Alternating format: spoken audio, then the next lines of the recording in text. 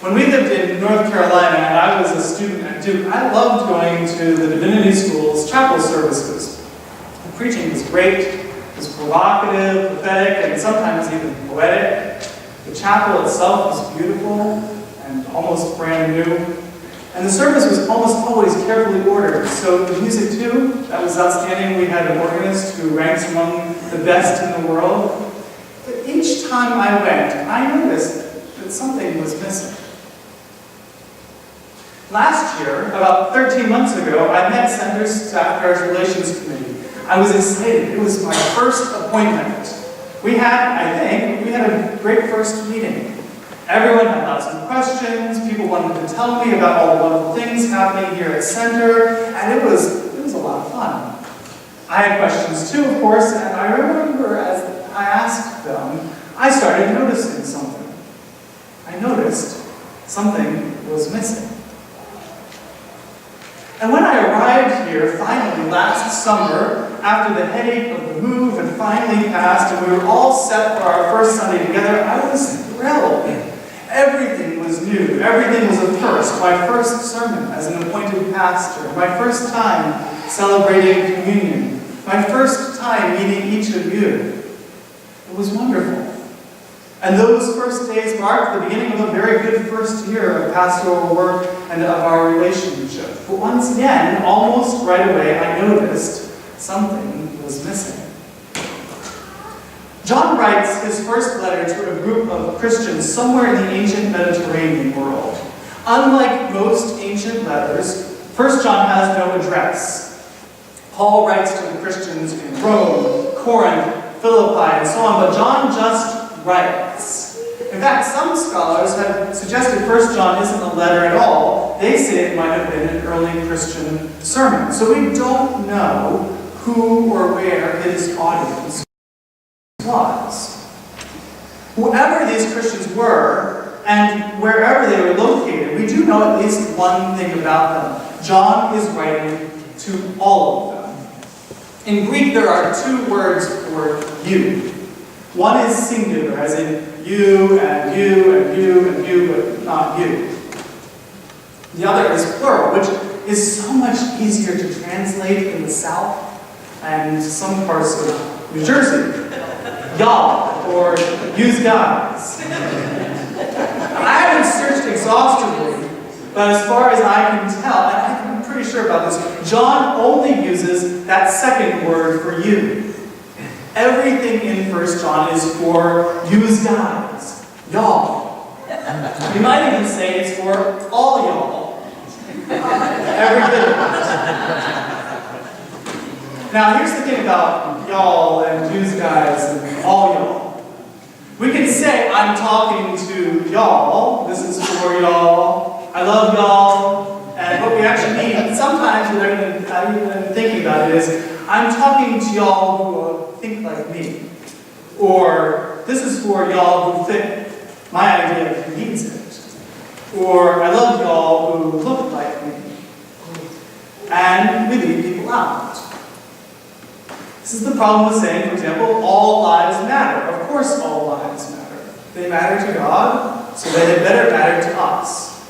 But saying all lives matter can hide the fact that some lives matter more to us than others. So sometimes we need to say Black lives matter, or poor lives matter, or homeless lives matter, or widowed lives matter, or orphan lives matter, or imprisoned lives matter, to remind ourselves that all doesn't just mean people who are like me and my kin.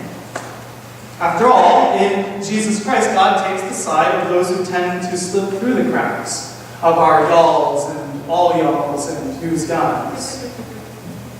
Thankfully, John is a bit more careful than we tend to be. In a letter full of y'alls and all y'alls, John takes a moment to spell out whom he's writing to.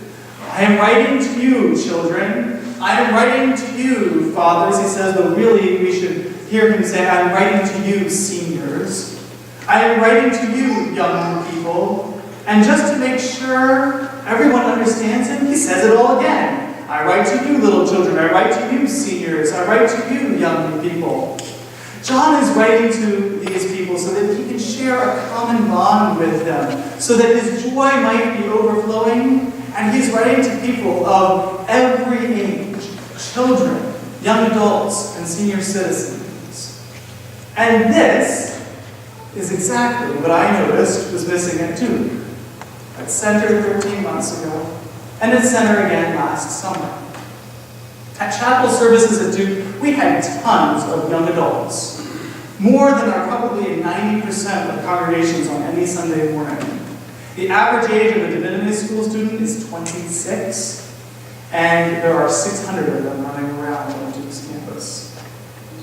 We also had a fair number of middle-aged folks, mostly professors and staff, but also some of the students.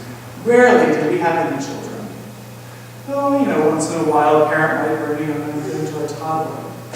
Same for senior citizens, who I saw less often than I saw children.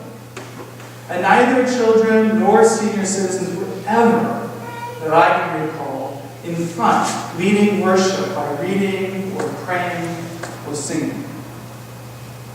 And when I met Center Staff Parish Committee last year, I heard about lots of great things for middle-aged adults. But when I asked questions to gauge how Center involves children and youth and young adults in worship and church life, I noticed the same thing. Another void in who the gospel might be for. Last summer, same thing. The Sunday I arrived, we had at least 4 ongoing opportunities for adult Christian formation, including Sunday school classes and small groups. But our children's and youth Sunday school and our youth group were on summer vacation. Now, I know what some of you are going to tell me. We don't have that many children, youth, or young adults. It's hard to offer things when you don't know how many people will show up. But this isn't just about programs we have, and it isn't just about children. In other places, and even a little here, I've heard people talk about growing the church, and they only talk about adding young adults or families with small children, leaving off middle-aged adults and senior citizens. But the gospel is for all people.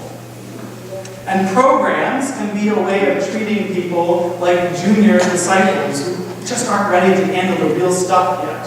And I've seen that in programs for all ages. This is about intent. John is intent on sharing a common bond, being church together with children of God of all ages. So he makes sure his all y'all doesn't just become another all y'all who are like me. And most people who read 1 John believe that John was a fairly old man when he wrote this. The question, do you really think following Jesus is for all people, haunts John?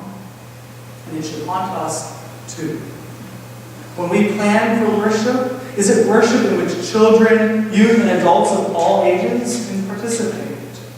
When we organize a mission trip, do we have ways of everyone, a real everyone, not just a pretend one, getting involved?